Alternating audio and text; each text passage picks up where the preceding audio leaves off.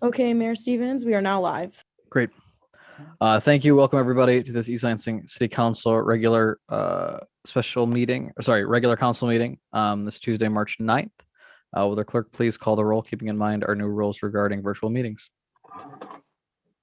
Councilmember Babcock. Present, attending from my home in East Lansing, County of Ingham, State of Michigan. Thank you. Councilmember Bacon. Present, attending from East Lansing, Michigan, Clinton County, virtually. Councilmember Watson. Here, attending virtually, Ingham County, East Lansing, Michigan. Mayor Pro Tem Greg. Here, attending virtually from East Lansing, Michigan, Ingham County. Mayor Stevens. Present, attending virtually from East Lansing, Michigan, Ingham County. All right. We are now on to approval of the agenda. Is there a motion to approve? So moved. Is there a second? I'll second. Okay, seconded by Mayor Pro Tem Greg. Are there any amendments or changes to the agenda? I do have one addition. Yep. I'd like to move the addition to the consent agenda, the appointment of Thomas Hendricks to the Planning Commission. And if Okay. somebody could check, somebody who has their agenda up could check and make sure I got his name right, I would appreciate that. Is it for a full term? That is an excellent question. Hang on, my technology is finally cooperating. It Thomas is Hendricks, Planning Commission for a full term ending December 31st, 2023. Great. Is that the motion? Mayor Pro that Tem? is the motion. Thank you so much. Great. Is there a second on that motion? Second. Seconded by Councilmember Bacon. Any discussion on the amendment? All right, seeing no discussion on the amendment, all those in favor of that amendment, please signify by saying aye. Aye. Aye. All those opposed, same sign. Great. We are now into the main motion as amended, approval of the agenda as amended. Any discussion? Great. Seeing none, all those in favor, please signify by saying aye. Aye. All those opposed, same sign. Great. We are now on to approval of the minutes from the regular council meeting on February 23rd. Is there a motion on this or any changes to those minutes? I'll make a I'll motion. move approval. Great. I'll second. I think it was motion by Councilmember Watson and a second by the Mayor Pro Tem. Any discussion? All right, seeing none. All those in favor, please signify by saying aye. Aye. Aye. All those opposed, same sign. Great. We are now on to communications. All written communications received by the council are posted on the online agenda packet under the hyperlink written communication, right under 2.1. We are now on to communications from the audience. Keep in mind that we have a 5-minute time limit for comments from the audience. I will be trying to cut folks off at that 5-minute mark. Emily should be chiming in, or I'll chime in with a 30-second warning. Please feel free not to lose your train of thought while you're going through that. But I do apologize if I do cut anybody off on this. Just want to try to be fair. So, all right, Emily, would you mind letting in any callers that we have? Caller with the phone number ending in 963, you are now permitted to address council. Great.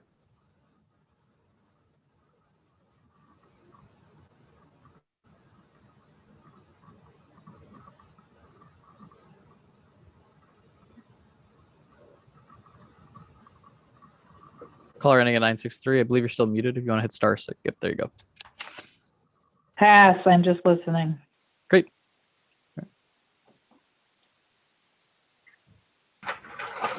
All right, any other callers, Emily? Those are all the callers on the line.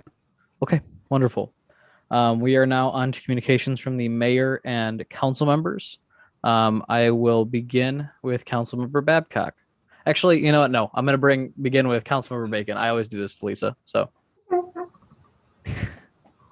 If this is the one week you were actually prepared, I really do apologize. No, the dog ate my homework. I'm still Great. learning. All right, great. Go ahead, Councilmember Bacon. Yeah, nothing too significant. Just speak to, I want to congratulate city manager, police department, the fire department on the planning ahead of St. Patrick's Day holiday and the initiatives around the city to keep the city both safe and safe from a health perspective. It was very detailed, very thoughtful. And I just want to thank you guys for your efforts in that area. I know how difficult it is to control large crowd events in East Lansing, or even the possibility of them. So thank you guys for such diligent preparation. And secondly, just everyone continue to be healthy. Discussing with the city manager, just the potentiality of vaccines and hopefully returning back to a sense of normal in the not so distant future, and just continue to do our part and just follow, the guidelines and instructions, and just be, do what you can do for your neighbor and try to protect each other to the finish line here and get some sense of normalcy back for everybody. Yeah, good points. And to Councilmember Bacon's comments, we're certainly prepping for being prepared. I think, sorry, not prepping for being prepared. We're expecting as much as we can handle, and I think that the preparation that's been done so far is good. I imagine, I'm hoping that we won't need all the steps that we put in place, but I think we're going to be ready for anything to occur. I think we're going to have maybe some issues here or there on St. Patrick's Day, but communication with our businesses, the efforts the RHC have made, communications with our police department, as well as our EMS, fire, communications with MSU. I think that we've got the right messaging out there. I think that we've got the right information out there, utilizing connections with our landlords and a lot of other community stakeholders. So, let's hope that we prove that this city can have a very responsible St. Patrick's Day, and I hope that is the case. I'm great. Councilmember Watson. I just wanted to say 2 of my 3 kids returned to school last week in school, and just wanted to thank East Lansing School District and board just for their hard work with trying to keep the kids safe, and also giving us parents all the direction that we needed for our in-schoolers or for our onliners. And hopefully we have a good, healthy rest of the year. Great. Thanks. Thank you, Councilmember Watson. Now, Councilmember Babcock. Thank you. Well, as Councilmember Bacon mentioned, this weekend will likely be the beginnings of St. Patrick's Day, or as I like to call it, the Stereotypes About My People Day. So I'd like to clear up 2 common misconceptions about the Irish. First, there's no such thing as green beer. That's just beyond disgusting and vile. If anyone gives you that, don't drink it. That's gross. Second, no Irish person ever said, "Kiss me, I'm Irish." Never. We invented social distancing. We don't kiss. We don't hug. Handshakes are okay as long as you're married to each other. So this year, instead of going out and saying, "Kiss me, I'm Irish," celebrate with real style and stay home. Because if you notice, if you've ever seen movies about the Irish, you don't see masses of people. Unless it was the one time Obama or Kennedy visited Ireland. Okay, that was a special occasion. And they weren't saying, "Kiss me, I'm Irish." All right. So stay home, read James Joyce. The one exception is leave your home to get a boiled dinner, because boiling cabbage in the home always ends badly. It's just gross. And we have lots of restaurants open. So maybe you can order takeout for corned beef and cabbage.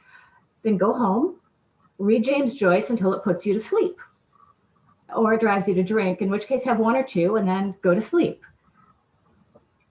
Slanted. Thank you very much, Councilmember Babcock. Appreciate it. Mayor Pro Tem. Yeah, I can't follow that. Drink at home on St. Patrick's Day. We are seeing the enthusiasm of our community for the warm weather. I've already seen a decent number of people gathering outside. So just remembering those gathering limits, remembering to use your masks when you're gathered, even if you are on your own property, if you've got people there from different households, just, continuing to be cautious. I wanted to share a couple of fun experiences that I had over the last couple of weeks. I got to be a speaker for 2 different groups of young people in our community. I was a guest for the East Lansing High School Young Democrats Club, and I also got to speak on a panel for ASMSU on women running for political office. I thought both of those were really fun engagement activities. At the end of my conversation with the East Lansing High School students, one of them asked if there was anything that they could do to get involved. And I realized that we don't actually have a great way for young people to get directly involved in government in East Lansing. And I kind of got enthusiastic about the idea of perhaps starting a young person's commission, a youth commission for people who are under college age. Obviously, we have our MSU student commission, but there are things that affect young people in our community that they could be working on. So I've mentioned that to a couple of my fellow council members. I've mentioned it to one of the school board members. And I think that there's a general level of enthusiasm. So I'm going to try to figure out how to pull that together. Maybe we can put that on a discussion meeting going forward and see if we can figure out how to make that a meaningful group of people, if there's agreement that we could use it. But I certainly think that it would be a great way to involve young people in our community. So I hope we can get something like that started.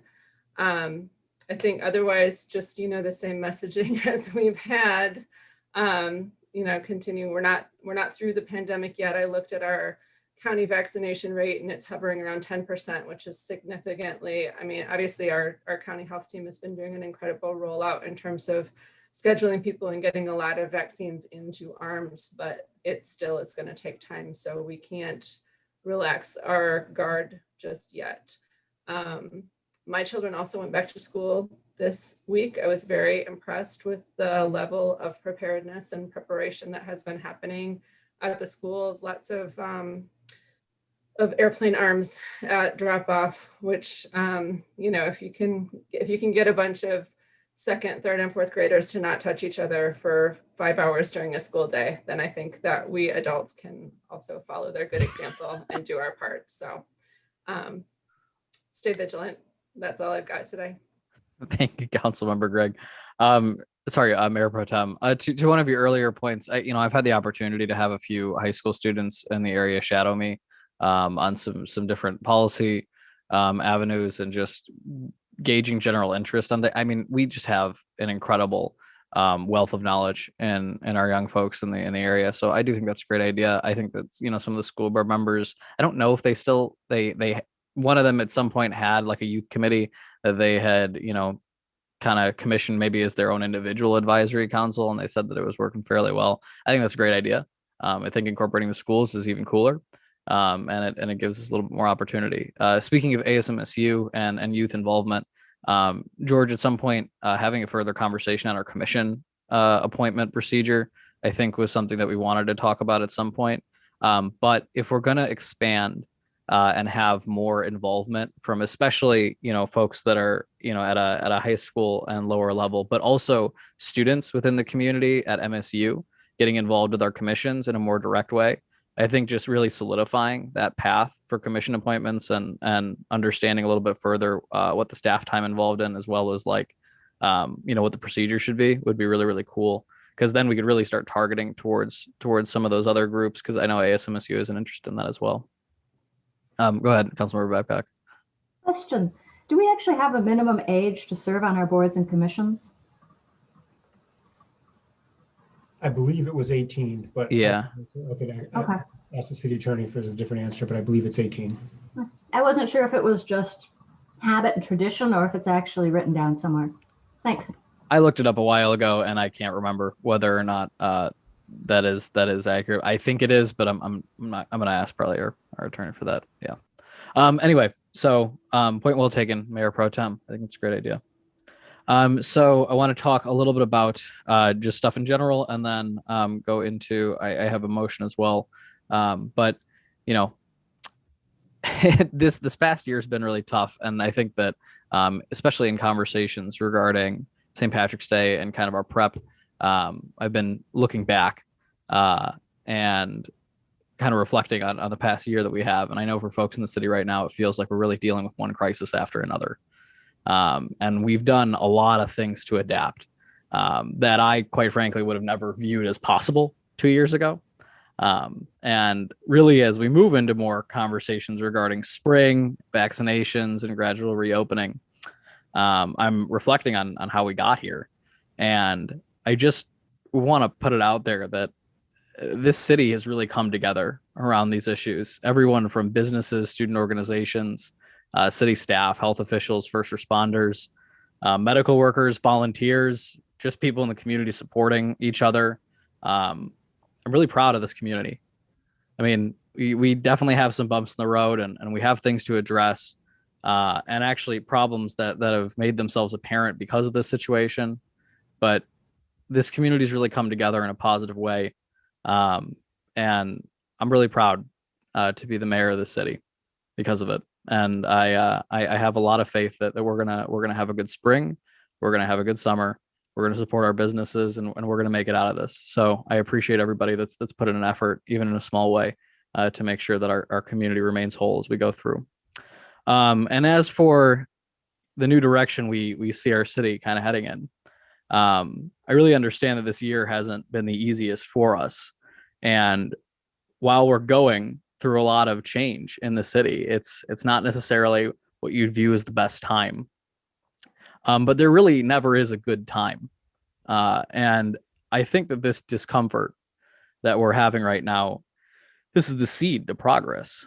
And it's really hard, but we're going to become a better city at the end of this. And I love this city through and through. But I want to make sure that this city lives up to what we believe it can be. So this is hard work. And every day there's something else that we decide this is our next thing. This is what we need to address. But we're going to end up a better city for it. So I thank everybody for their work. I thank everybody for their effort. There's a lot of people right now that are putting in a lot of time to make sure that this is the city that we can really be proud of.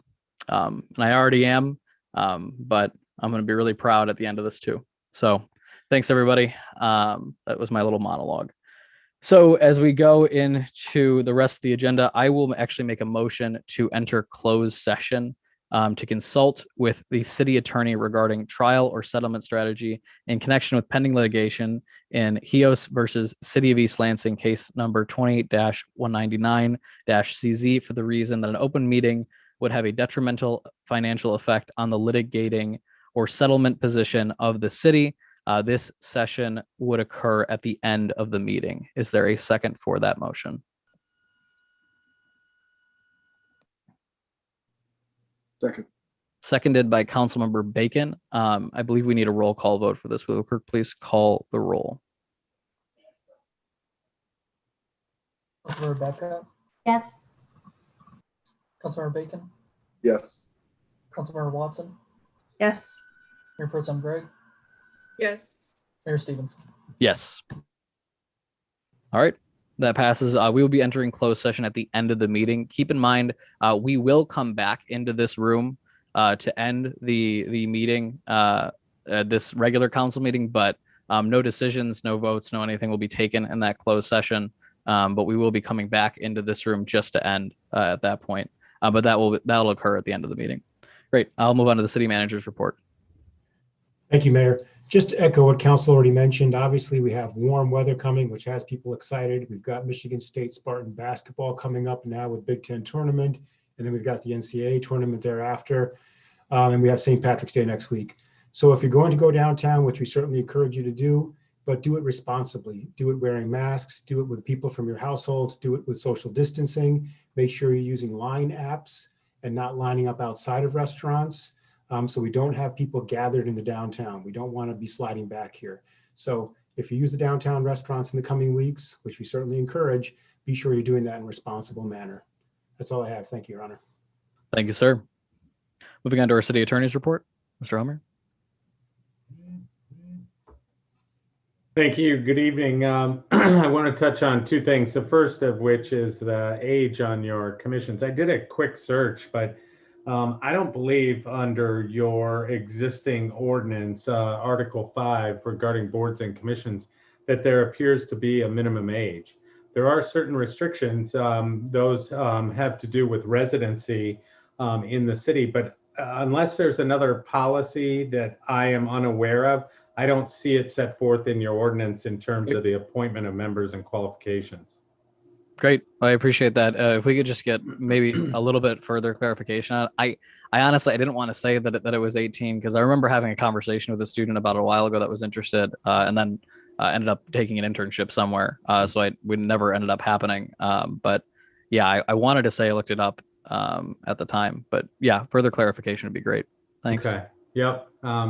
There is one other matter. I don't think that I've mentioned this because it was the legislature introduced a bill, it's House Bill 4371, which would amend the Open Meetings Act. And it's an important amendment because it would permit the city council to continue holding electronic meetings indefinitely into the future, so beyond March 31st. I don't know yet where that bill is going to go. It's been referred to committee, but it's an important one to watch because it will give municipal bodies, councils, township boards, county commissions, the authority to continue meeting virtually when and if they determine it's necessary, both beginning after March 31st when the current authorization would expire, and that's for any reason whatsoever. So I actually have a follow-up question for you on that, and you don't have to answer right now, but one thing that I would be interested in looking into is our ability to have public comments still have a virtual aspect to it. I think accessibility of council meetings has increased since the ability for people to just call in rather than having to actually show up in person to an event. That being an option in the future, of course, in-person meetings is important, but I'd be interested to know whether we are just always allowed to do that anyway, or if we would need something passed to make that happen. And if it would, honestly, if something like this is introduced and it's expected to pass, maybe we put in our 2 cents as a council saying, hey, add this amendment to let us, have virtual public comment, even if we're in an in-person meeting. Yeah, so let me just touch on that if you Yeah. So right now, the current restriction for indoor gathering is at 25 persons, right? Right. So if you have 25 people, what happens when the 26th shows up? You can't very well turn them away because that would be a violation of the Open Meetings Act. So what's happening and what I expect to occur is that municipalities will go to sort of a hybrid approach where maybe the council is in person, but the public is still able to participate remotely. There is nothing that prohibits that under the current version of the Open Meetings Act. And so we've had clients recently who want to meet in person, at least the board members, but they recognize that people, A, may not feel comfortable being there, or B, they may get more than 25 people, in which case then they're going to have to provide that alternative anyways. So there is a possibility of a hybrid meeting where you allow the public to participate, continue participating electronically, but you have some segment of the city council and maybe even members of the public there in person. The problem, as I see it going forward, is going to be when people show up hoping to attend in person, but because of the capacity limitations then have to be turned away, and then they have to go and log on somewhere else, and they miss some critical time, I suppose, of that meeting. So we'll have to kind of work through those issues as we go forward. And depending on what happens with the bill, obviously, you could continue holding those meetings virtually indefinitely into the future too. Yeah, that's great, and I think those are really good points, at least for the coming future. Honestly, some of my interest in that and really goes beyond COVID and beyond this pandemic. In a perfect world, in my opinion, we would be able to, past pandemic, have an open meeting where we not only allow members of the public to come and talk to us in person, but also allow for call-ins for public comment. So I don't know if that's possible on the state level or from OMA if we get past this, but based on what you're telling me, if it's extended indefinitely and there's no necessarily rule against it, I don't see an issue, but I would like a little bit more clarification on that issue if you might find it. If it's Sure. not out there, then maybe we ask some state members or state reps to look into it for us. I think under the current version of the OMA, there is nothing in the Open Meetings Act that would preclude you from allowing the public to attend virtually, either by phone, by video, or both, Great. going forward under the current version.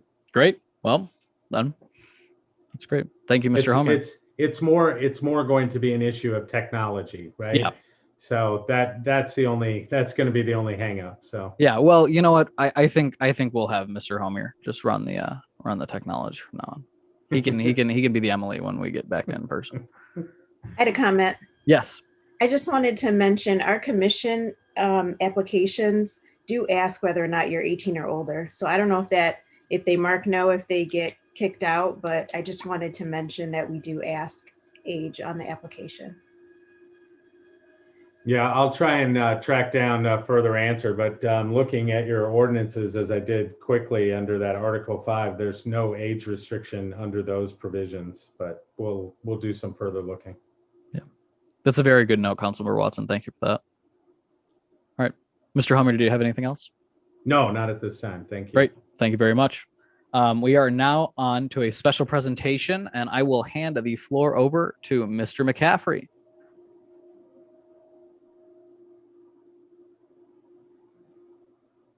Well, thank you, Mayor Stevens and members of City Council. I have a opportunity tonight to introduce Chad Stevens from the chair of the Michigan Recreation and Park Association Awards Committee, as well as Paul Biskevich, who is the president of our Children's Theater Board of Directors, as guests this evening. And then I have Kathleen Miller. We have Kathleen Miller here too, who is a staff member of ours. And the good news is that the Children's Theater program, All of Us Express Children's Theater, received a statewide Innovative Recreation Programming Award for work that was done during the pandemic. And Mr. Stevens is here to present that to us. Before I put Mr. Stevens in front of you, I do want to let you know, this is off topic a little bit, but since it came up this evening, we did at one point in time for, I don't know, a few years, have a youth advisory council. And Kathleen Miller from our staff, who happens to be our staff that's going to be presenting tonight, was one of the staff people, or perhaps the lead staff person that worked with that particular group.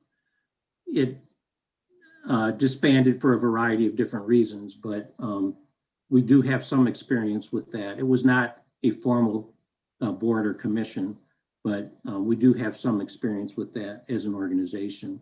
So perhaps that's something we could give consideration to as we look to the future. I suppose everything happens for a reason. So it's a good thing that Ms. Miller is here with us. I'd love to hear perspective from staff, especially if we have somebody that was part of something like this before at a future discussion only meeting. I'd hear a little bit more about the group and how it functioned and kind of the reasons behind its initial conception and disbandment. So that'd be great if we could have it on a future discussion only meeting. I will use that as my please do so if we can, whatever agenda we can. Sounds good. So with that, like I said, we have Mr. Chad Stevens. He is the chair of the Michigan Recreation and Park Association mParks Awards Committee. And Chad is also the executive director of the DeWitt Area Recreation Authority. And he's going to give you some basic information about the award that was received and that he's presenting to City Council this evening. Good evening.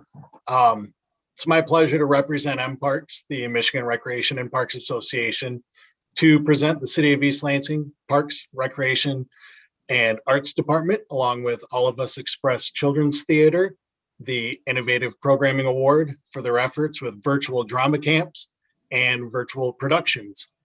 What the city and All of Us Express were able to pull off during the pandemic was inspirational. Their ability to keep children engaged with their passions and their peers is what compelled us to honor them with this award. And it really represented Parks and Recreation at its best.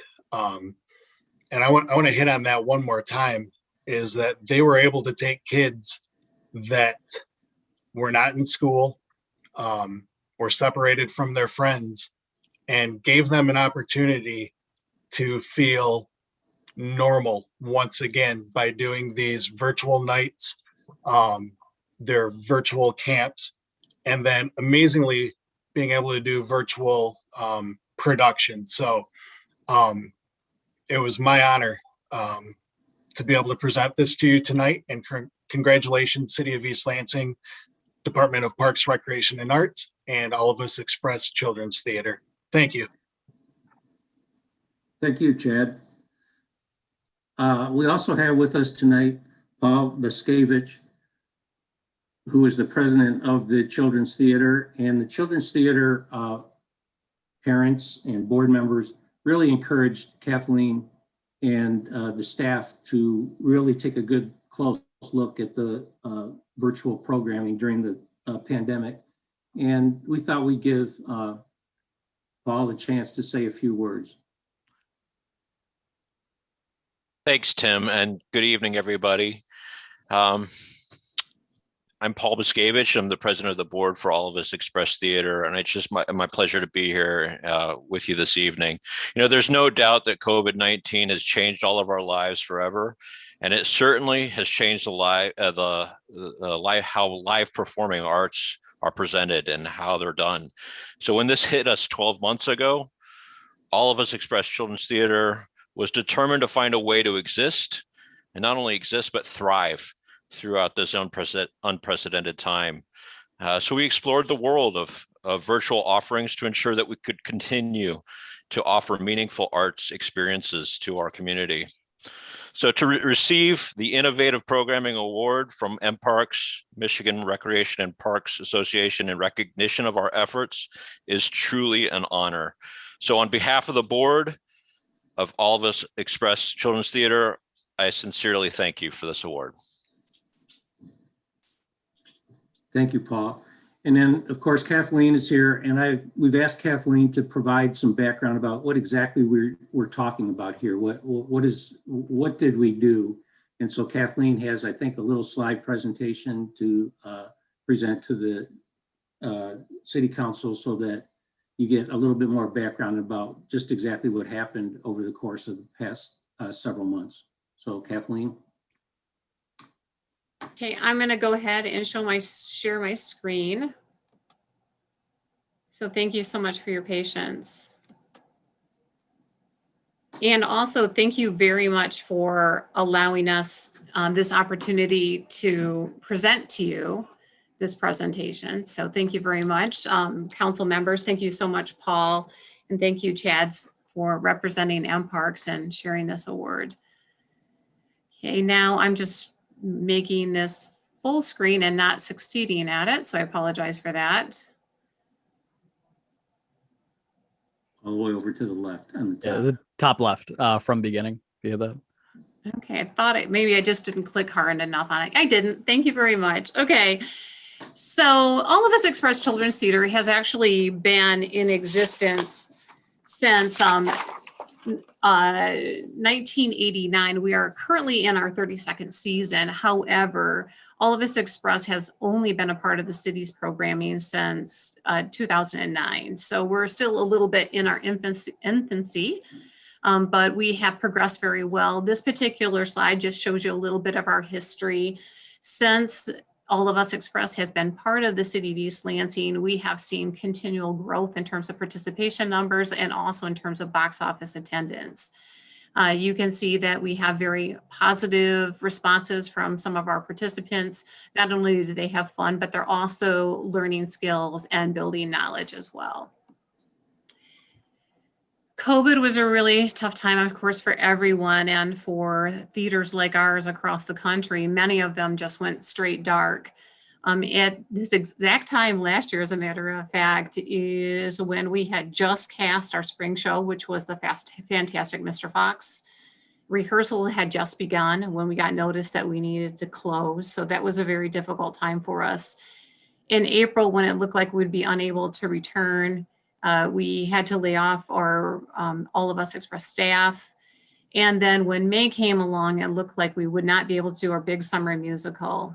That is something we really depend on for a lot of participation, as well as an important revenue stream for us. Also in May, we had to refund over $20,000 in pre-drama camp registrations because we knew we would not be able to have that, again, losing that important revenue stream. However, we were fortunate that with the studio class that actually started in January, we had postponed it so that they could not meet in person, but the kids were creative enough that they were able to meet in one of our city parks and did some social distancing rehearsals. So that was positive, although we were not able to perform as planned in May. And we had gotten a lot of great feedback from people like Paul and some of our other, who happens to not only be our wonderful board president, but also is a parent of one of our participants. And they were very clear to us and said, we need to do something. We can't just drop this program. So fortunately, again, because of the work of Paul and our other board members, they applied for a Michigan Council for the Arts and Cultural Affairs Emergency Funding Grant, and we were awarded money. So I believe that was $5,000 that we got in grants. And combining that with $3,000 we got from the RE Olds Grant Foundation, we were able to bring our artistic director and our artistic or theater aide back and start work again on June. And that's when we started hosting Zoom parties, sort of as a trial to see whether or not we think we could do programming electronically or virtually, excuse me. Because of our amazing staff, and I'll talk a little bit more about them later, but because of the work mostly of Liz and her production team, they decided that we would be able to do some virtual drama camps. And so with all the planning and promotion that took place in June, we were able to publicize virtual drama camps for to start in July. So over the course of those 2 months, we held 10 virtual drama camps and we had 81 participants. So we're pretty excited about that result. And based on that and the success of our virtual drama camps, we decided that we would take our, instead of canceling our fall production, we would take it virtual as well. So the team, and actually before I get to our fall production, we were able to perform The Little Prince, which is our studio class, outdoors and socially distanced in August. We rented a tent, put it out in front of our the Hannah Community Center here. And the kids, as you can see from this photo, were all wearing masks and performed outside to pretty much just their close relatives, since we had to be very careful on how many people we could allow here on the lawn. And it was an exciting opportunity for them to be able to perform this production that they had been working on since January. So our fall production was a double bill. We did all of our auditions virtually. People were able to send in audition tapes. Keep in mind too, one of the things I haven't really talked about is what makes our program unique from other programs is our program is for children by children. So children play every aspect of our production. So they are the makeup crew, they are the props crew, they are the costumes crew, they build their own sets and their cast. And we have a system that requires that if you are cast in one show, you have to be crew on the other side. And I can talk a little bit more about that, but I don't want to take up too much of your time. But what that really happens is people learn a more robust sense of what theater is when they have the opportunity to participate in different aspects of theater, and they're just not the person on the stage in front of everybody. So our fall double bill was Snow White and Princess and the Pea. So we essentially did one show virtually and then took a brief intermission and then went directly into the next show. So this is some photos from screen captures actually from that show. And this is the the show that we performed, actually, we just closed on that about a month ago. It was at the beginning of February. And if you could indulge me just for a few minutes, I want to be able to show you just a really short clip from that show. Absolutely.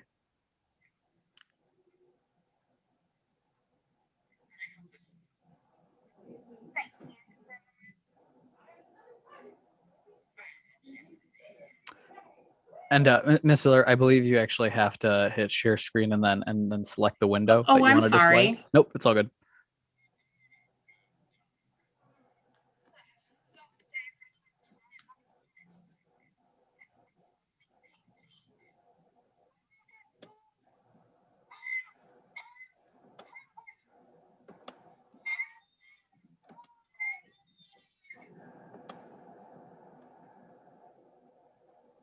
I think I'm doing a really terrible job of sharing my screen right now.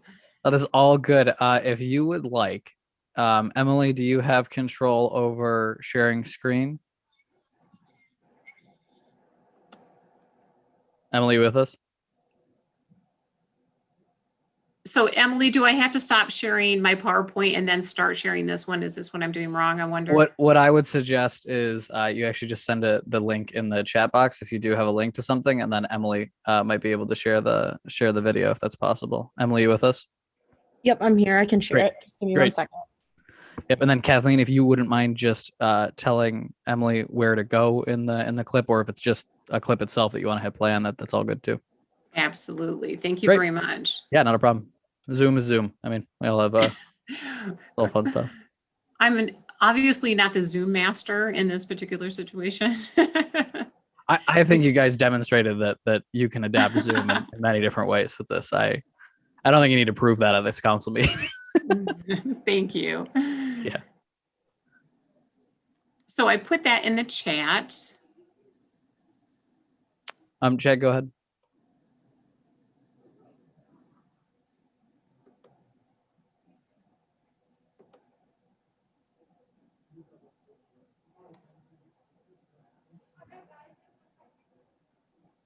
Oh, is this the I believe it was the YouTube link that we were looking through, Emily. Yeah, that should just be sent to you in the chat.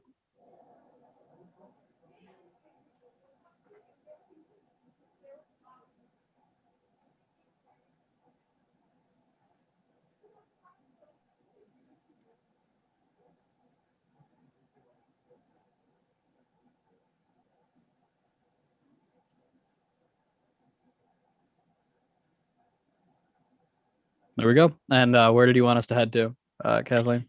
Actually, if we could go probably about 3/4 in. Okay. I think it's about, let's see. Try to go about maybe 53 minutes. 53 please. minutes. Can do. All right, that's good. Thank you. Thank you, Emily. And if we could just maybe give it about 40 seconds.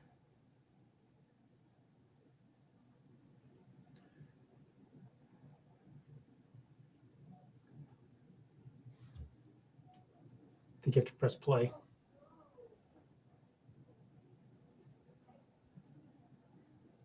People should go without water. Quite asleep, lad. The floor's hard and my head aches from no pillow. Sit up a minute. May have this well. Thank you, Sir Miles. Better not use that name here. What did the boy say? He was dreaming. How long will they keep us here? Until the lucky day we die. So, dark day running in tonight with little difference. Food for only pigs to eat. When we get food, I am hungry. Yellow.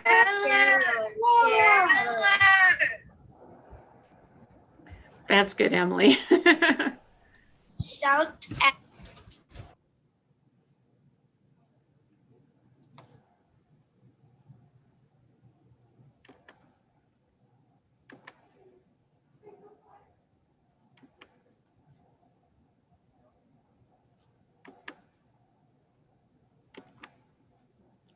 Thank you so much. I appreciate that. So that just gives you a little sample. What this particular clip didn't show you is how our young people figured out how to pass things through screens and do some really creative, fun stuff. You saw it with the pillow too. I actually laughed at that. That's pretty cool. I didn't expect that. And honestly, it was a really great opportunity. Virtual allows our young people to learn some different skills that typically they wouldn't do if they're on our large main stage, like pay more attention to their mannerisms, their facial expressions, the tone of their voice. Because it's up close and personal, it's a little bit different situation than when you're 30 feet away from somebody in our large theaters. So lots of fun. Our spring show, of course, due to COVID, is going to be virtual. So it'll be our third main stage performance that will be virtual. It's going to be Charlotte's Web. We will perform it on April 23rd. We are currently in rehearsals right now for that. In addition to the Charlotte's Web that we're doing, and in lieu of being able to do a studio class, our young people, actually kind of our youth advisory group, decided they wanted to do something really fun and different. And so they have actually been working on their own version of War of the Worlds that they'll be performing virtually. They originally wanted to do almost like a podcast experience. What's exciting about this particular thing is that War of the Worlds is now in the public domain. And so they've been able to take some of the original, but then write their own version of it. And we don't have to pay any royalties now to perform it. So it's going to be really exciting. And we're hoping to perform that in May. I wish I could take credit for this. I really can't. The production team deserves all of the credit. In particular, Liz Cook, our artistic director, she's been amazing. She's surrounded by an amazing, very creative group of production team members, some of which you can see right here. They are local people. Some are not in this photo. And I'm sure I probably even forgot some other participants. We just are very fortunate to have an incredible, very creative team and participants as well. Also, lots of thanks to Paul and the rest of the board, because they have been here helping us to survive financially.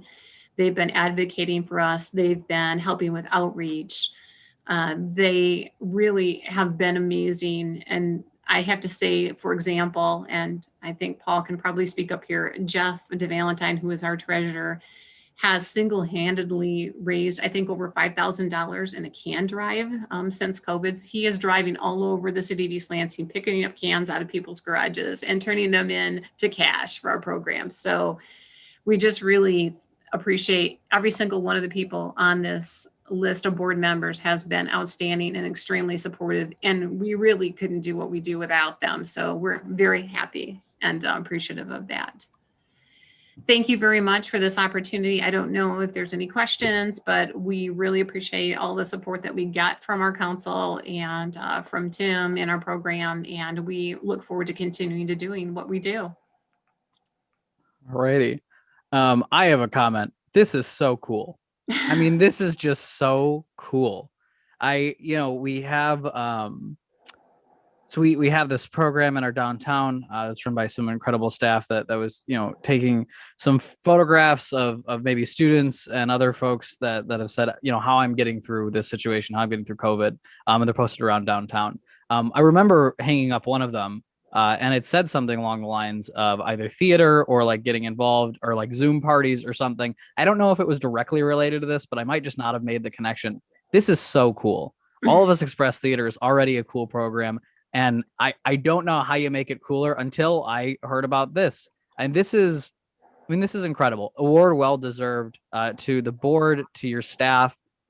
Just incredible job. This is, I was talking about it earlier in council member comments. I mean, just adaptation, all the community members that have come together to really make things more bearable within this past year. I don't know how you pulled it off, but you did. And that's a beautiful thing. So thank you.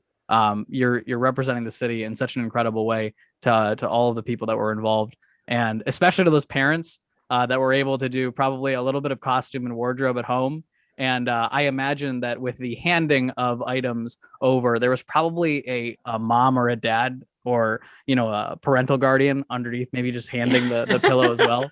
So the extras that weren't in the bill, maybe as well.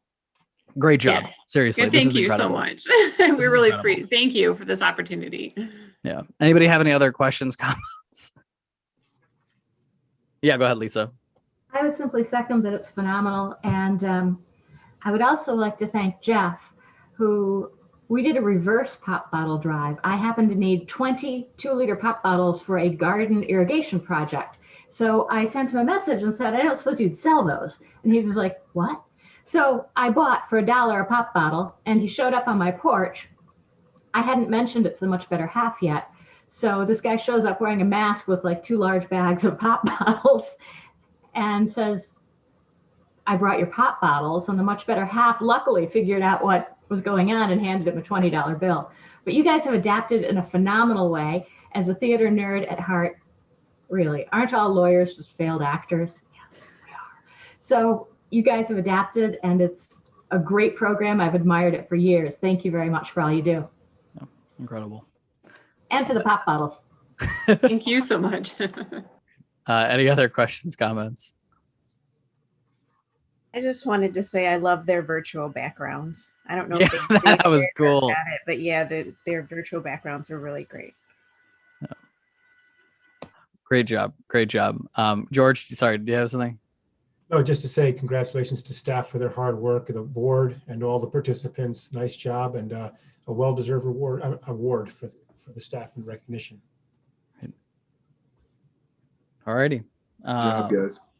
Yeah, this is great. Awesome. All right. Thank you very much. Tim, did you have anything else on this? No, thank you. Thank you, guys. Seriously. Thank you, Paul. All righty. We are on to the consent agenda, and I'll hand it over to Mr. Lahan. Consent agenda as amended, I will note. We have the following items on the consent agenda for council's consideration. Item 4.1, approve the following appointments or reappointments to boards or commissions. Cindy Roper to the Commission on the Environment for a partial term ending December 31st, 2022.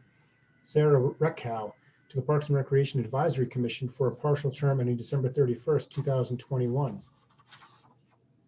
Sarah Hoover to the Parks and Recreation Advisory Commission for a full term ending December 31st, 2023. Nicole Biber to the Parks and Recreation Advisory Commission for a full term ending December 31st, 2023.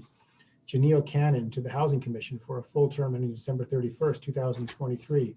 And then add-on Thomas Hendricks to the Planning Commission for a full term ending December 31st, 2023.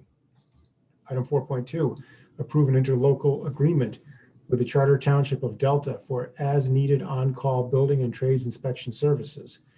Item 4.3, approve a conflict waiver for Foster Swift Collins and Smith PC to represent the City of East Lansing to review a proposed contract with Innovative Software Solutions Incorporated and approve the contract as to form. Item 4.4, approve a contract for income tax processing with Innovative Software Services Incorporated in an amount not to exceed $358,550 and authorize the city manager to sign the contract.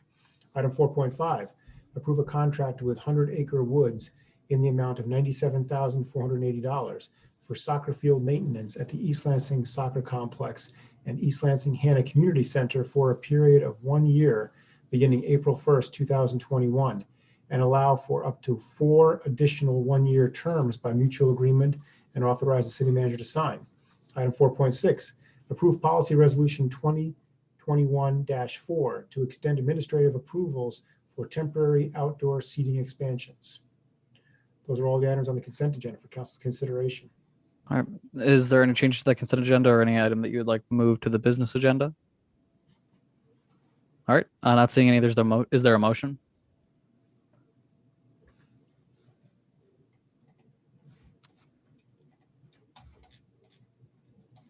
Move that we approve all items on the consent agenda. Great. Is there a second?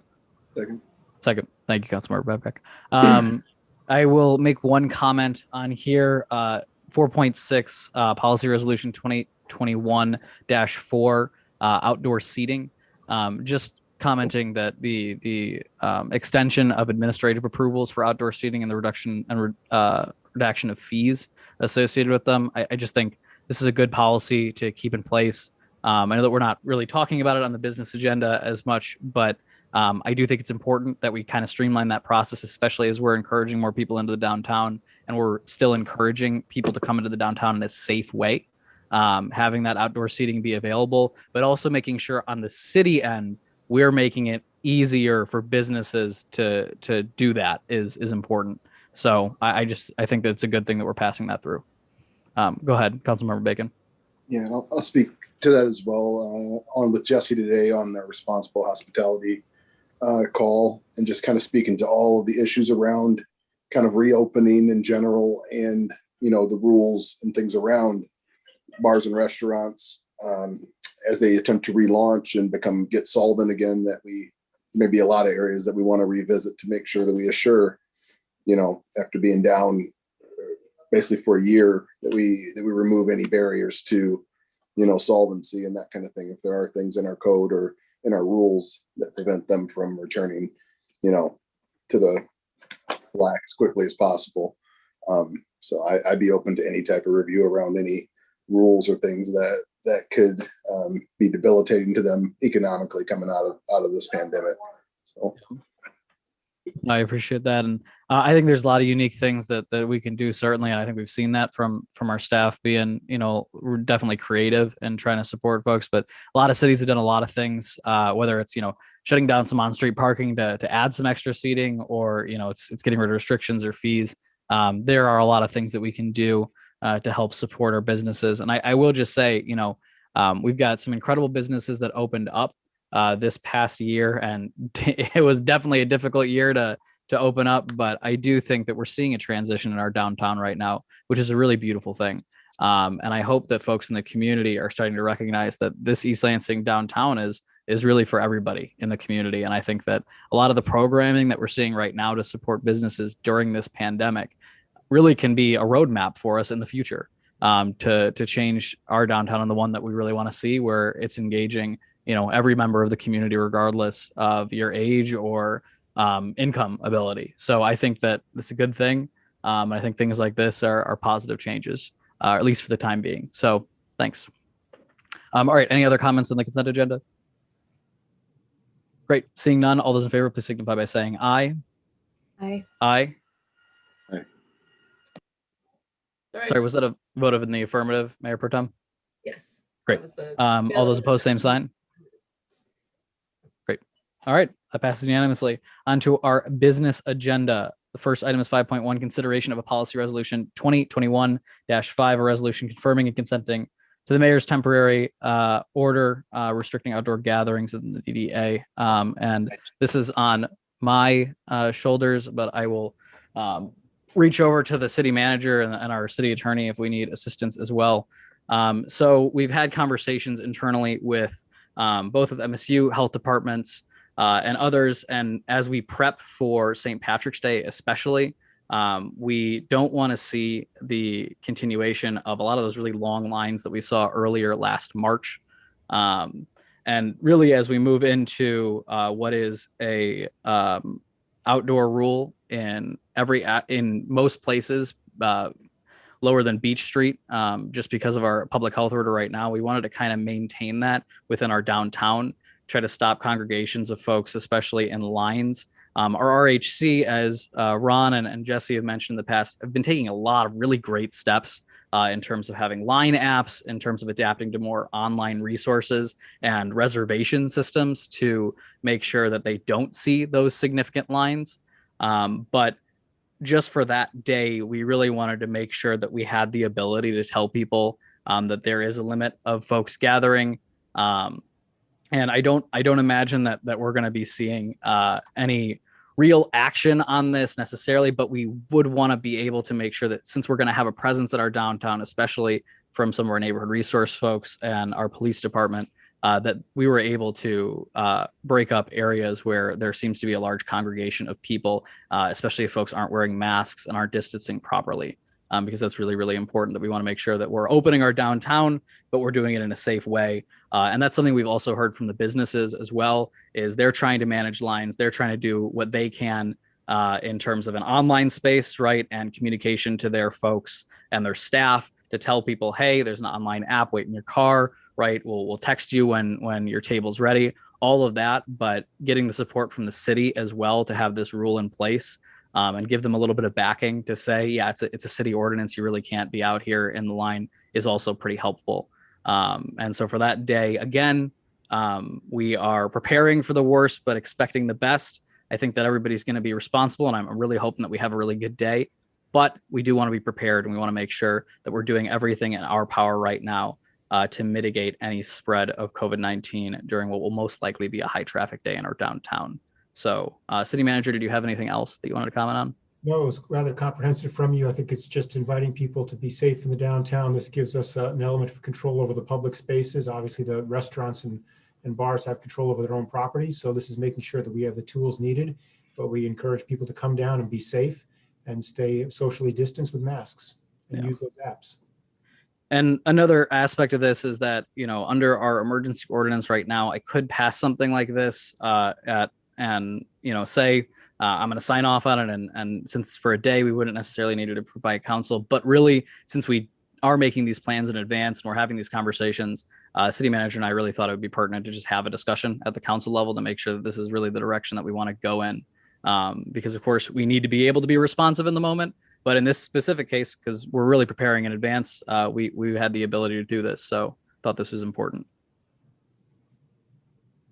Any questions from council members, comments, anything?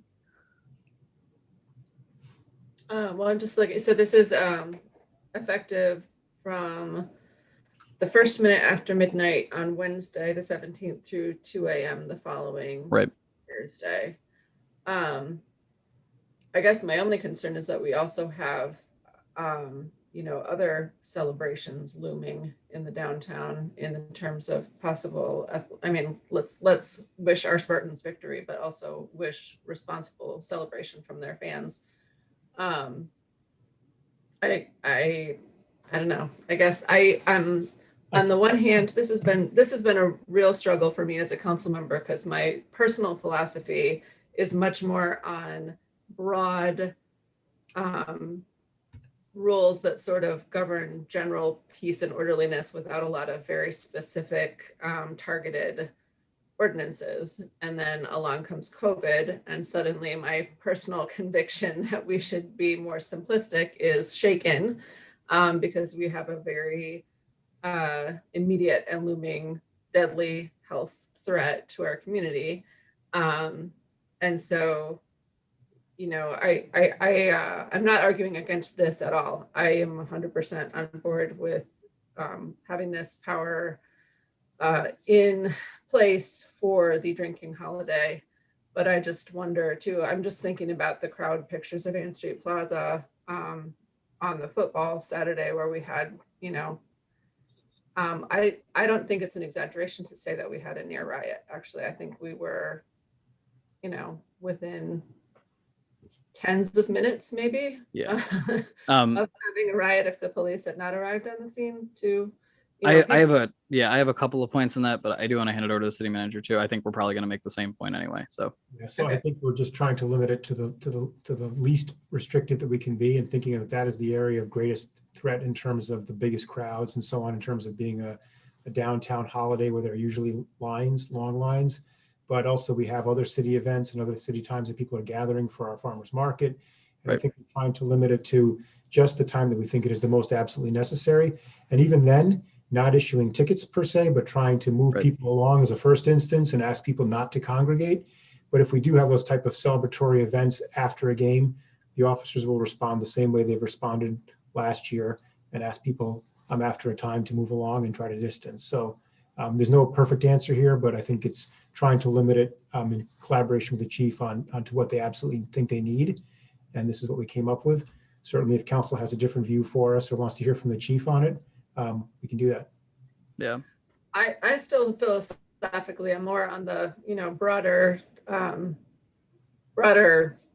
don't know, I'm not sure why my words are failing me tonight. Sorry guys, but you know what I'm saying. I prefer broad, less than fiddly and targeted. So I think that, you know, if if our officers think that they have the authority to disperse a crowd, you know, if one should arise in a celebratory manner, then I'm comfortable with this as written. Go ahead, Councilmember Babcock.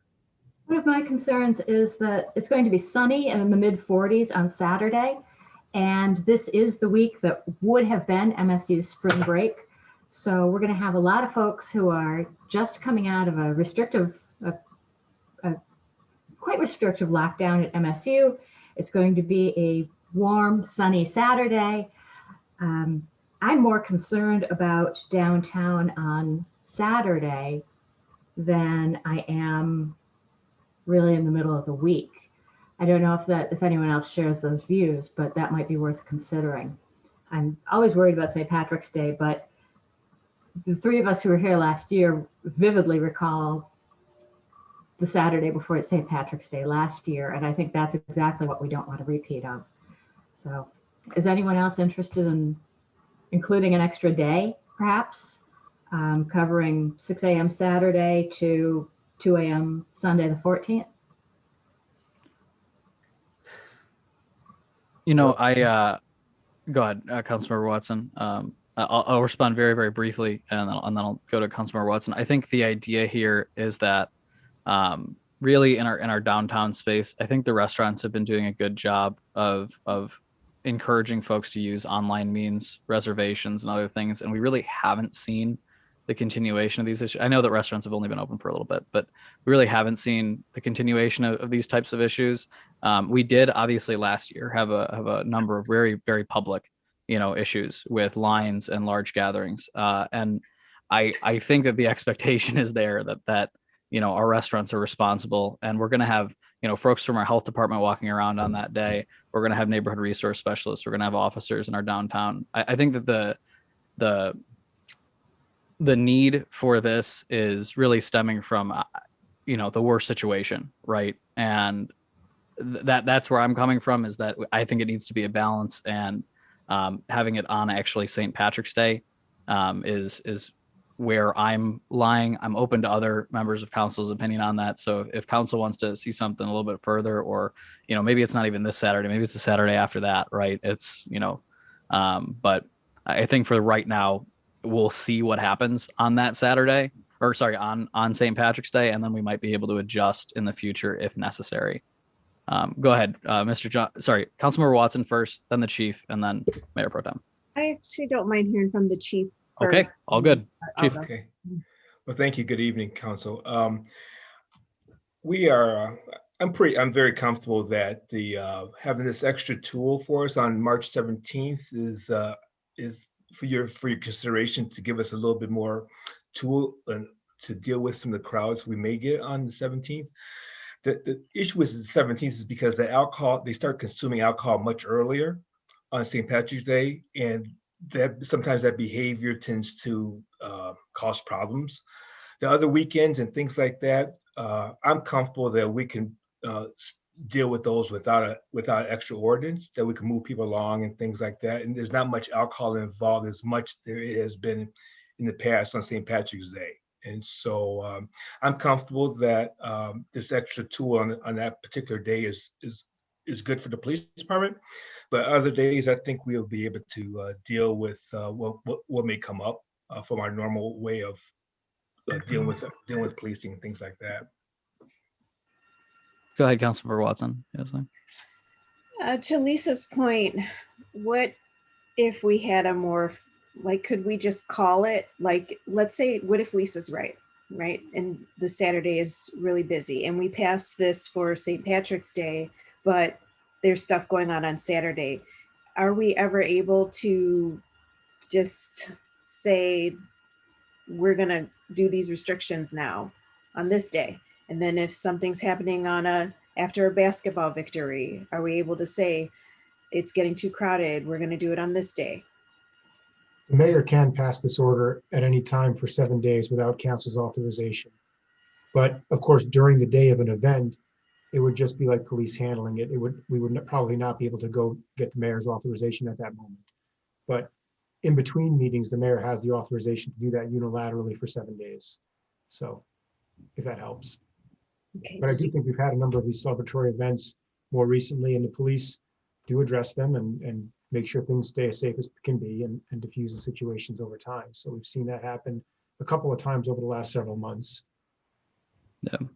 And I'll be on the ground too. I'm sure that the city manager will as well. Yep. Just I'll be there on Wednesday, and I'm sure I'll be there throughout the next couple of weekends just to be cognizant of like what the crowds we're seeing are. I think this is a test, honestly.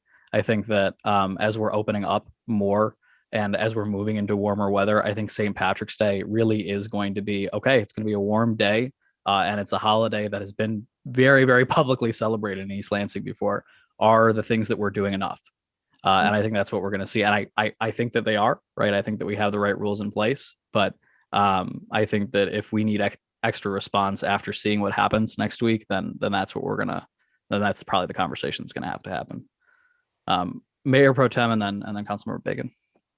Yeah, I was kind of thinking about Lisa's point about last year, and thinking back to specifically what it was that was driving those crowds. And it was almost exclusively people waiting to get into bars.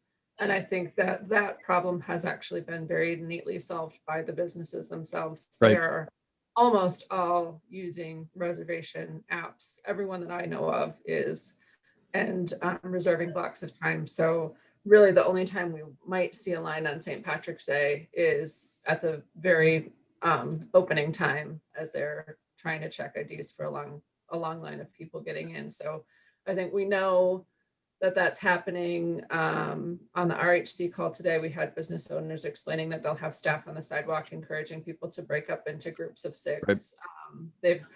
They've allowed people to reserve households of up to 6 people for their table. So you'll see a clump of 6 people and a separation and a clump of 6 people. So I feel reasonably confident that the Saturday problem will not be happening. It's really more the day of problem where people really do start drinking like as soon as they wake up in the morning. Not that I did that when I was young and irresponsible, so I wouldn't know anything about that. Yeah. Councilmember Bacon. Yeah, I think Jesse answered most of it, and it's kind of the 7 to 11 factor that seemed to cause the most problems. I kind of do agree with Lisa, but I mean, if it's if the day's disastrous, I guess we could have time to, if we needed to, call for action on that. If you have that latitude, if there's something so heinous or that needs to be addressed from that perspective for the weekend, then Mr. Mayor, you had latitude to address it. Yeah, I just want to give for that weekend anywhere as we're trying to move people in and out. It's probably going to be, they were speaking to issues of capacity. So some of these things were limited, the capacity being a limiting factor for some of the places, being under 50% and more comparable to 25%. There's just not going to be the places for people to be. I'd be maybe more concerned about people on the street or just congregating or things like that. That capacity should create some better limits than we had a year ago, right? Because they just don't have the capacity. So yeah, and to both of your points, it's kind of the expectation that I've received from a lot of the bar owners and business owners that I've been talking to over the past couple of weeks is that, you know, they do have the rules in place, the right apps in place. You know, even the increase to 50% for some of them, it really didn't increase anything because they still needed to have, you know, a distance between tables, right? So it really didn't make it increase for them. You know, some of the concern in this was, you know, people saying, well, if we have a few tables and we're IDing folks as we come in, it might perceive as a line, right? Because people are coming into the situation and we want to make sure that we have the right people and, you know, they submitted whatever reservation they had and they're getting ID'd. But yeah, I think that the majority of the time we're seeing reservations or we're seeing very short waits from our businesses and this is just the day that we would see an alteration to that. And if we do see a pretty significant alteration, then I do think maybe we need to have the conversation going forward a little bit. But I'd also like to hear from our business owners too, after the day to try and understand, okay, was there a complete handle on the situation? Was there not, right? Where if there were, you know, really significant issues, where was the disconnect? You know, what can the city be doing better? What can we be doing in signage, that kind of thing? But I think that would be a step after the day. So Go ahead, Councilmember Babcock.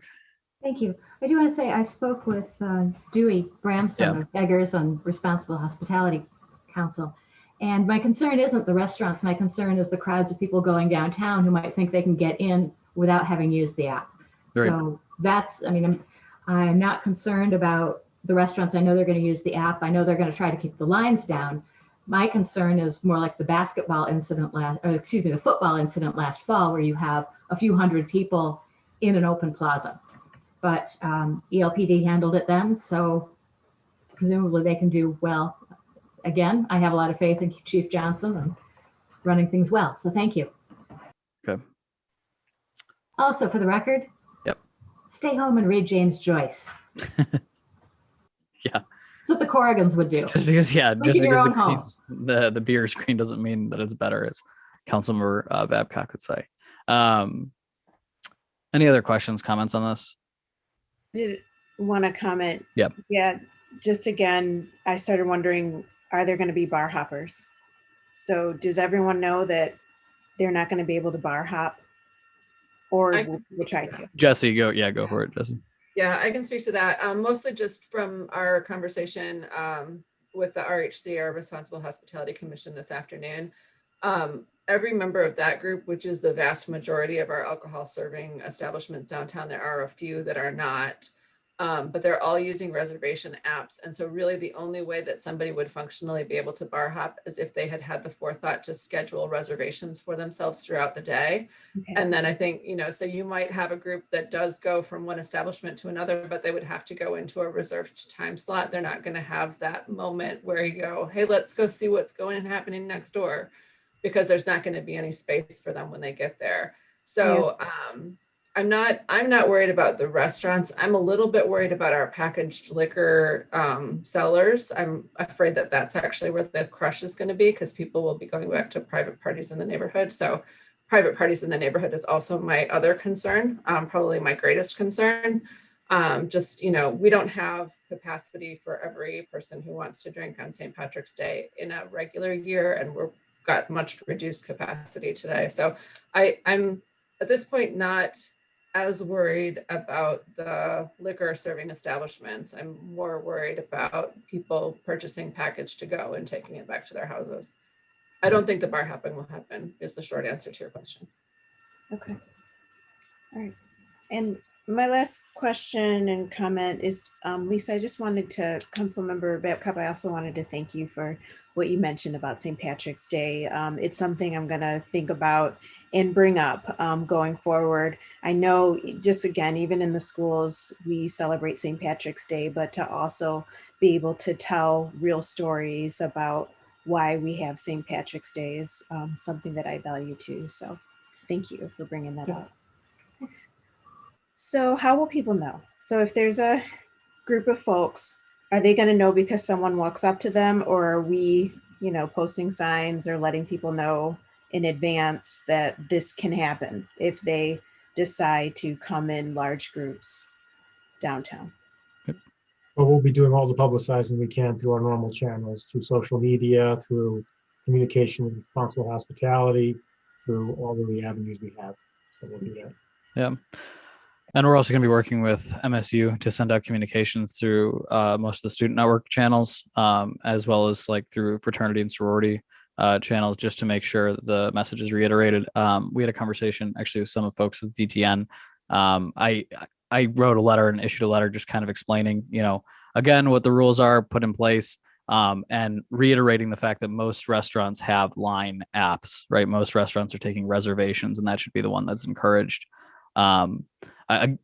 I think that the restaurants have been doing a very good job of communicating that to the people that have shown up, and the businesses will continue to do that. But I would expect that, of course, we're going to have folks present in the downtown, and the goal of this is not to start issuing tickets over this. This is just a tool to have the ability to say, one of our neighborhood resource specialists or an officer can walk up to, a group that seems to be forming a line and say, hey, you need to be distanced. We're not doing big lines today. There's, public seating right over here for your group. There's public seating for your group over here. And that would be the goal, is just really a very gentle reminder of this rule that's put in place.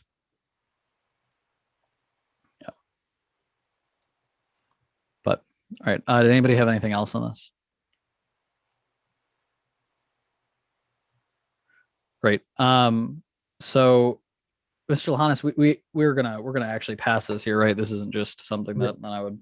Yeah, I mean, we could have done it where you passed it and then Yeah. but we're just doing it in one step at this point, unless Mr. Homier has another issue for us, but I think we're doing it in one step.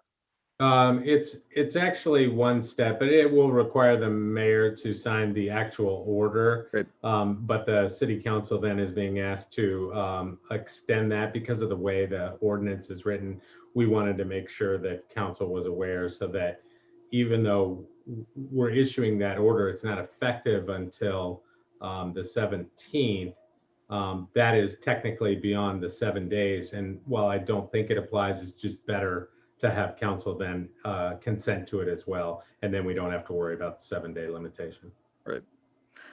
Great. And sorry, one more point that Councilmember Watson reminded me of when she talked about signage. I think this is already happening. So I apologize if I'm reiterating, but well, we probably can invest in pretty significant like metal signs, right, to put in the downtown for a 1-day issue.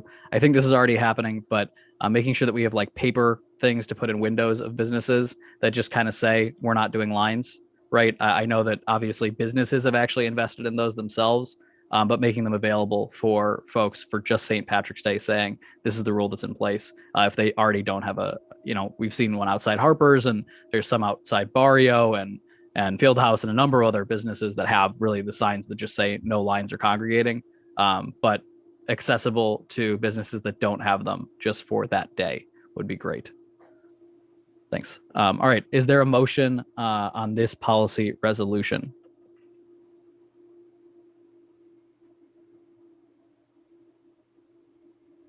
Go ahead, Councilmember Babcock.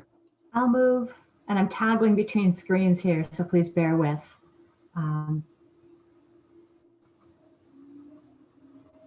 going to need somebody else to actually. Sorry, move it would be fast enough. Yeah. It would be a motion to approve policy resolution 2021-5. That would be the. So moved. Okay. Is there a second? Second. Seconded by Councilmember Bacon. Motion by Councilmember Babcock. Any more discussion? All right. Just a big thank you to everybody that's put in the effort to make sure this is a safe and productive St. Patrick's Day. I appreciate it. All right. All those in favor, please signify by saying aye. Aye. Aye. All those opposed, same sign. Great. That passes unanimously. On to item 5.2. Thank you, Chief Johnson. Thank you, Mr. Homer. All right. On to item 5.2, consideration of a third amendment to the Center City Master Development Agreement. Actually, this is Mr. Homer as well. So. Thank you. So this is coming back to council because we had some proposed amendments that came out of the DDA meeting. You know, you can read an agreement 20 times and then it sounds one way to you, somebody else reads it and it sounds, or they give you a different perspective. And that's what happened with this. So what we did was we clarified the amendment. The nature and the intent, or the purpose and intent of the proposed third amendment remains the same. It's really just clarifying further language that could have been read in an alternative way. And so we have made these amendments, clarified some of that, added this subsection C, which is going to apply to all of the units, notwithstanding the 3 that are addressed in paragraph B. And so we've made those amendments and believe that, or hope that this will be acceptable to the DDA and the VRA, who also have to sign this proposed third amendment. I have discussed these revisions with the Developers Council. They have approved these revisions as well. Again, it didn't change the purpose and intent of it from the first place. It just further clarified it for all involved. I'll just make a comment, just thanking Jim Kroom for pointing out and having the conversation regarding it. I do think that, our goal for this is just to make sure that this is as clear as possible, that this is going to remain a 55 and up development. And it doesn't matter how many times it comes back. I'm ready to make sure that we have it exactly right. And I think this is the one. So thanks Jim for pointing out those things, and I thanked him earlier on a call as well. So, and thank you, Mr. Homer. Sure. Great. Any questions, comments on this?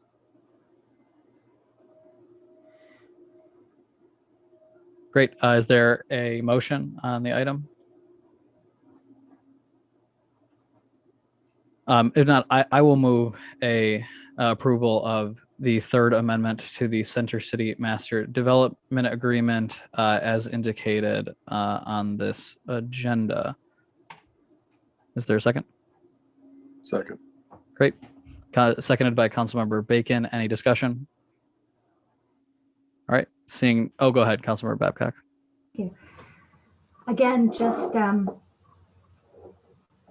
we've had a lot of problems with this development and the developers. And I've been thinking a lot about how it's not just this development. Our credibility at some point is on the line because we need to enforce the rest of our codes with other landlords. And favorite political expression of mine is, you lay down with dogs, you wake up with fleas. And all of us have voiced in one capacity or another that we don't really trust them. We don't trust what they're up to. And frankly, by siding with them, we take the risk that other developers, other members of the community won't trust us. Again, the city can't evict anyone. All we're doing with this is foreclosing, giving up our opportunity to enforce our ordinances against them. And I respect the will of the majority, but among other things, we've given them a sweetheart deal and $56 million in TIF money. And I just can't stomach giving them the opportunity to break the master development agreement without recourse. So that's all. Thank you. Any other comments? All right. Seeing none, all those in favor of the motion, please signify by saying aye. Aye. Aye. All those opposed, same sign. Aye. That passes 4-1. Thank you very much. See you back in the DDA, I'm sure. All right, on to our next item, which is 5.3, consideration of resolution 2021-3 to authorize general obligation limited tax refunding bonds. This is Ms. Feldepash, I believe, is with us.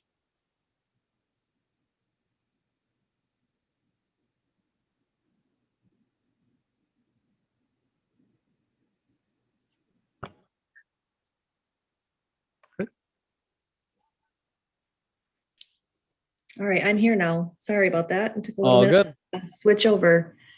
Okay, so before you tonight, I have a resolution. It's number 2021-3, and it's basically an intent to issue bonds. So what I'm asking for is authorization to issue up to $6 million of refunding bonds. And this would refund the 2011 bonds and the 2012 bonds. And we would have net present value savings between the two of them of nearly $437,000. So with interest rates really low, we have these two bonds that are callable, and it would just be a good idea to refund them and get these savings. Just to be clear, this would impact the sewer fund, the water fund, the parking fund, and the garage fund. They are full faith and credit of the city. They currently are. The 2011 and 2012 bonds are full faith and credit of the city as well. These refunding bonds would be the same, but the intent would be that those four funds are paying for the debt. It's not general fund dollars paying for the debt. Okay. Thank you. Any questions? Answer any questions that you have. All right. I have one question that might come off, and this is not necessarily to Jill. This is more to George, and this might come off as less than knowledgeable. But our bond counsel under this is listed as Foster Swift. I think we had a conversation regarding bond counsel earlier. Is that a deviation from previous? Yeah. Yeah, actually, Jill can talk about it. So we have two bond counsels that we've used recently. Actually, there's been one for the water facility as well. And she did a quick review and asked for proposals and selected one. So Jill, do you want to talk about that process briefly? Yeah, that'd be great.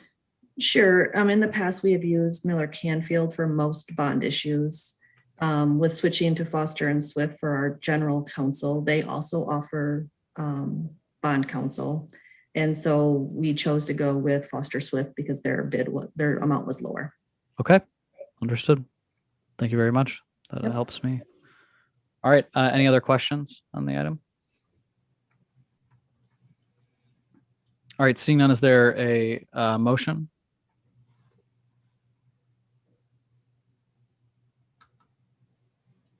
Go ahead, Mayor Pro Tem. I can move motion considering, okay. Sorry, I thought I had the motion to consider the resolution 2021. It would be motion to approve the resolution. Okay. 2021. So I'll move approval of resolution 2021 to authorize general obligation limited tax refunding bonds series 2021. And just clarification, that's 2021-3, correct? Oh, The resolution number. Great. Is there a second? Second. All right. Seconded by Councilmember Bacon. Any more discussion on this item? All right. Seeing none, all those in favor, please signify by saying aye. Aye. Aye. Aye. Great. All those opposed, same sign.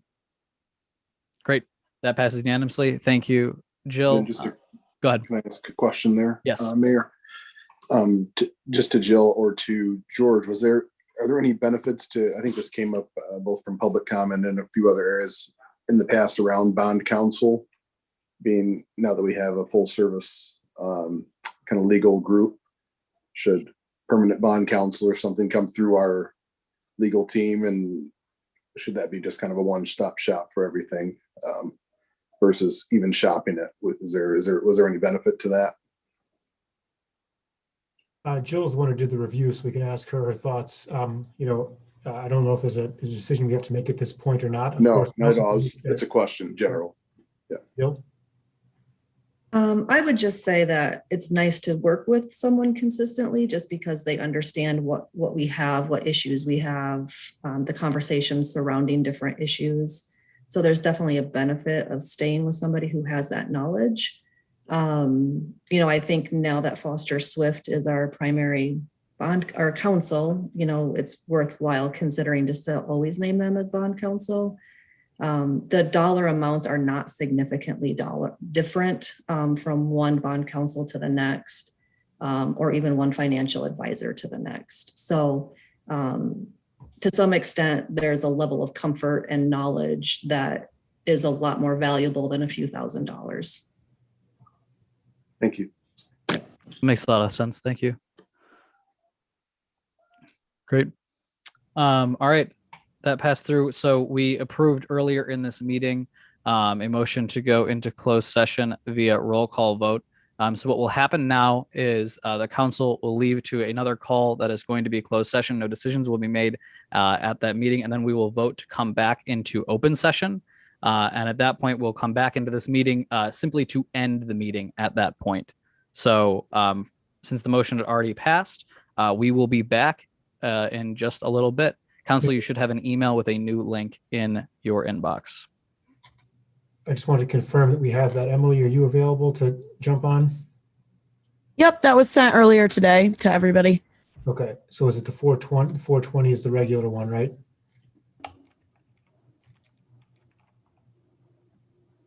Okay. I'm sorry for. What were the two emails for both? I can re-forward it again to you. Okay, thank you. And to maybe the council as well, to make sure they have both handy to come back on the original meeting. Thank you. Yep, absolutely. I'll do it right now.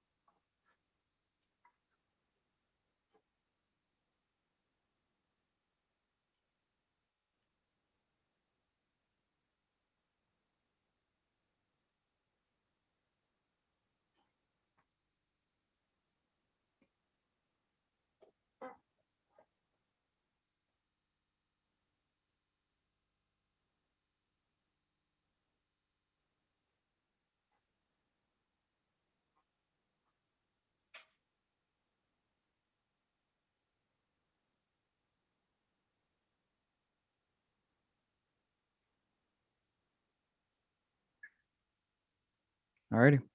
Seeing everybody here. Oh, great. I'm seeing everybody here. Is there a motion to re-enter open session? So moved. Is there a second? I'll second. Seconded by the Mayor Pro Tem, motion by Councilmember Babcock. Mr. Homier, is this a roll call vote? It doesn't have to be. Okay. Then all those in favor, please signify by saying aye. Aye. All those opposed, same sign. Great. That passes unanimously. We are now back into open session. And as that was the last item on our agenda, our meeting is closed. Thank you very much, everybody that stuck around with us and attended. See